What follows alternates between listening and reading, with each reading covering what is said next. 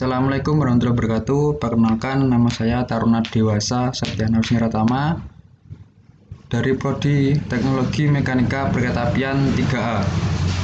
Nomor induk Taruna 2019-3020. Di sini saya akan menerangkan sedikit atau membahas tentang Peraturan Menteri Nomor 121 Tahun 2017 tentang lalu lintas kereta api.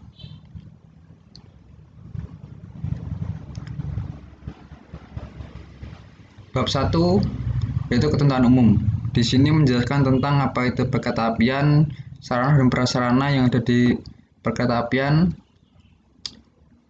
serta awak sarana yang ada di perkeretaapian, dan menteri juga direktur jenderal yang ada di bidang perkeretaapian. Bab 2 prinsip lalu lintas kereta api. Jalur kereta api untuk kepentingan perjalanan kereta api dibagi dalam beberapa petak blok yang terdiri atas petak blok tetap atau fixed block dan petak blok bergerak atau moving block. Setiap pengoperasian kereta api dalam berlalu lintas dilaksanakan dengan ketentuan yang pertama, pada satu petak blok hanya diizinkan dilewati oleh satu kereta api pada waktu yang sama. Yang kedua, menggunakan jalur sebelah kanan pada jalur ganda atau lebih.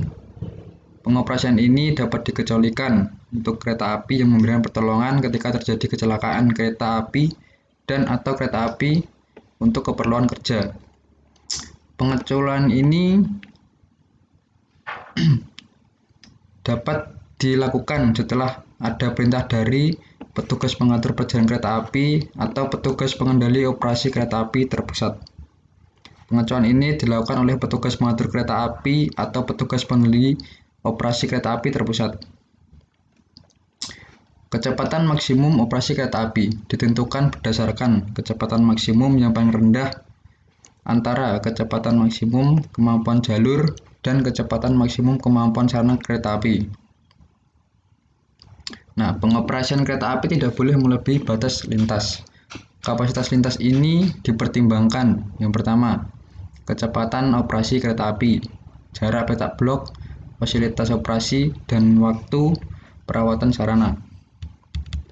Bab 3. Sistem pengoperasian kereta api.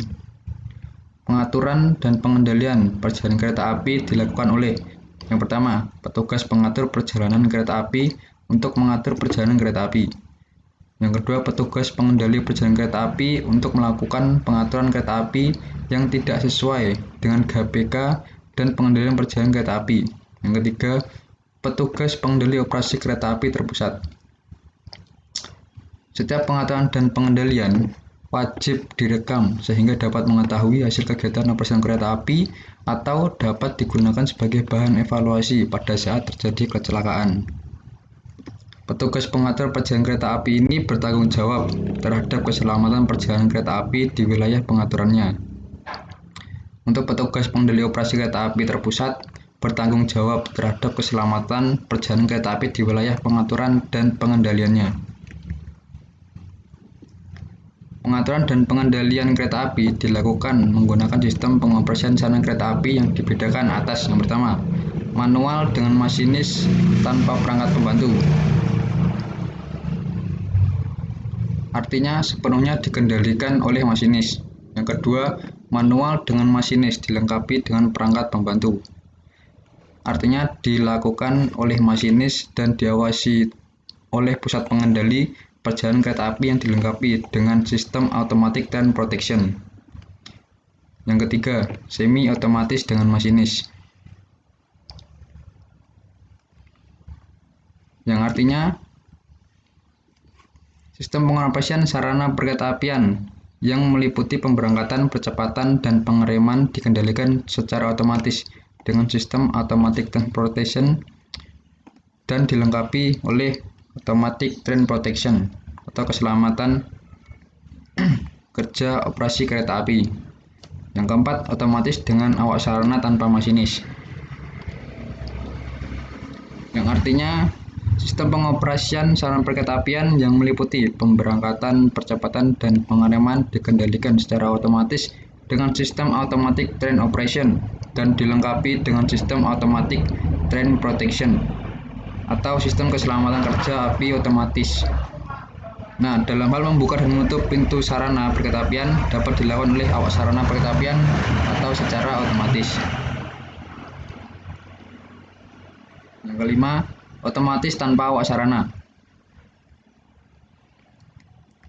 Yang artinya semua sistem pengoperasian sarana perkereta apian sepenuhnya dikendalikan secara otomatis dengan sistem Automatic Train Protect Out Operation dan dilengkapi dengan sistem Automatic Train Protection atau sistem keselamatan kereta api otomatis tanpa keberadaan awak sarana kereta apian. Sistem pengoperasian ini wajib dilengkapi dengan alat deteksi dini dan sistem manajemen darurat otomatis pada saat terjadi kondisi bahaya dan keadaan darurat.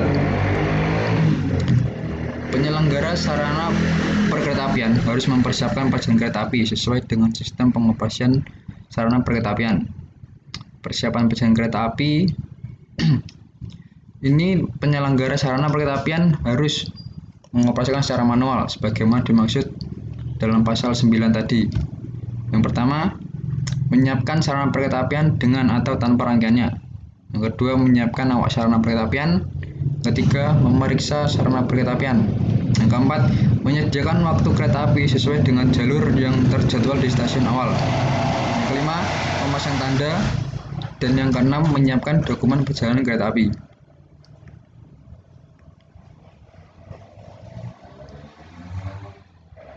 Nah, penyelenggara prasarana perkeretaapian dapat menjalankan kereta api setelah penyelenggara sarana perkeretaapian melakukan persiapan perjalanan kereta api. Nah, perjalanan kereta api yang dimaksud seperti ini, terdiri atas yang pertama, pemberangkatan kereta api dari stabling atau depo. Yang kedua, perjalanan kereta api dari stabling atau depo ke stasiun pemberangkatan. Pemberangkatan kereta api dari stasiun keberangkatan. Yang keempat, perjalanan kereta api dari stasiun keberangkatan ke stasiun tujuan atau stasiun akhir.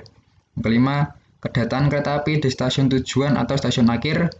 Yang keenam, perjalanan dari stasiun akhir ke stabling atau depo. Yang ketujuh, kedatangan kereta api di stabling atau depo. Perjalanan kereta api dapat ditunda antara lain apabila yang pertama terjadi kerusakan sarana perkeretaapian atau alasan teknis operasional. Perjalanan kereta api dapat dibatalkan apabila tidak ada angkutan orang dan atau barang, alasan teknis operasi, atau terjadi penundaan keberangkatan paling banyak 2 kali. Nah, untuk memperoleh sertifikat keahlian tenaga penguji sarana perkeretaapian dan tanda pengenalnya dikenakan biaya sesuai dengan ketentuan perundang-undangan yang berlaku. Perjalanan kereta api harus sesuai dengan jadwal yang ditentukan dalam GBK. Dalam hal terjadi keterlambatan perjalanan kereta api yang melebihi batas toleransi waktu operasi yang diizinkan, petugas pengendali perjalanan kereta api atau petugas pengendali operasi kereta api terpusat mengambil langkah untuk mengurangi keterlambatan perjalanan dengan memperhatikan keselamatan dan keamanan pengoperasian kereta api.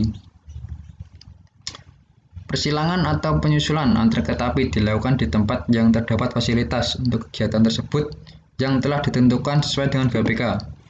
Dalam hal perjalanan kereta api tidak sesuai dengan GBK, persilangan atau penyusulan dan dipindahkan ke tempat lain yang terdapat fasilitas untuk kegiatan tersebut dan dilakukan oleh yang pertama, petugas pengendali perjalanan kereta api yang pelaksanaannya oleh petugas pengatur perjalanan kereta api atau petugas pengendali operasi kereta api terpusat.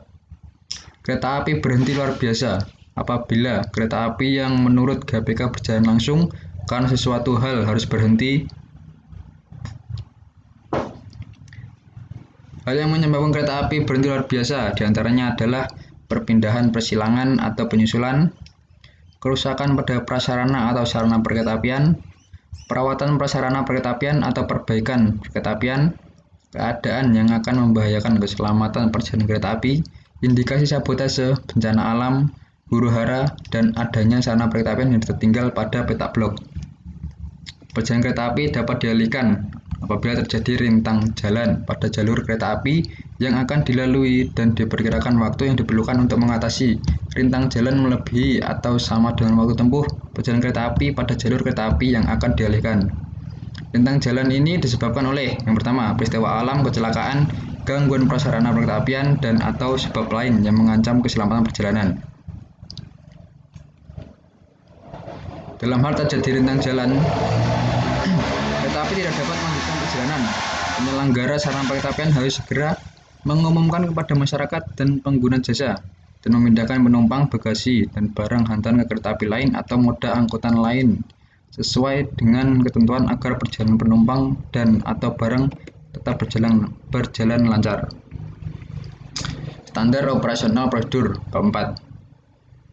Penyelenggara prasarana perkereta apian dan penyelenggara sarana perkereta apian wajib membuat SOP atau standar operasional prosedur mengenai pengoperasian kereta api sesuai dengan kebutuhan dan bertanggung jawab atas keselamatan, keamanan, dan kelancaran pengoperasian kereta api. Penyelenggara prasarana wajib membuat standar operasional mengenai operasi kereta api sesuai kebutuhan yang meliputi: yang pertama, SOP tentang tugas dan kewenangan petugas pengatur dan pengendali perjalanan kereta api. Yang kedua, SOP tentang penanganan kondisi darurat. Ketiga, SOP tentang perjalanan kereta api. Dan yang keempat, SOP lain-lain. Baik, untuk SOP yang pertama atau tentang tugas dan kewenangan petugas pengatur meliputi tugas dan kewenangan. Yang pertama, petugas pengatur perjalanan kereta api dan petugas pengendali perjalanan kereta api atau petugas pengendali operasi kereta api terpusat. Yang kedua, SOP tentang penanganan kondisi darurat meliputi penundaan kereta api, pembatalan kereta api, keterlambatan kereta api, dan cara mengatasi keterlambatan, pengalihan perjalanan kereta api, penanganan kecelakaan kereta api, dan evakuasi penumpang kereta api. SOP tentang perjalanan kereta api meliputi pemberangkatan kereta api dari stabling atau depo, perjalanan kereta api dari stabling atau depo ke stasiun keberangkatan, pemberangkatan kereta api dari stasiun keberangkatan, kedatangan kereta api stasiun tujuan atau stasiun akhir, perjalanan kereta api dari stasiun keberangkatan ke stasiun tujuan atau stasiun akhir, perjalanan dari stasiun ke stabling atau depo, kedatangan kereta api di stabling atau depo.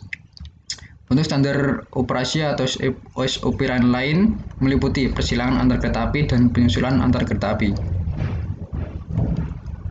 Nah, untuk penyelenggara sarana perkereta apian wajib membuat SOP mengenai pengoperasian kereta yang terdiri atas penyiapan sarana dengan atau tanpa rangkaian.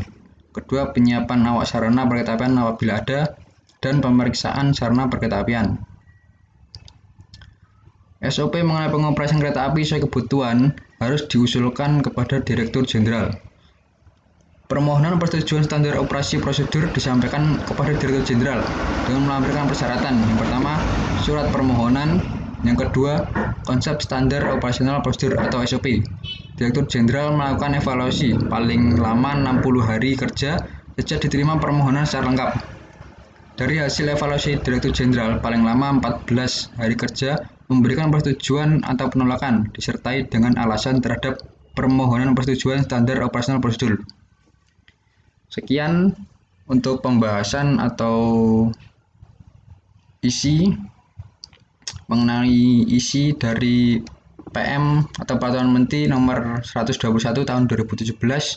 Jika ada kurang dan salahnya atau ada kurang dan lebihnya, saya mohon maaf. Wassalamualaikum warahmatullahi wabarakatuh.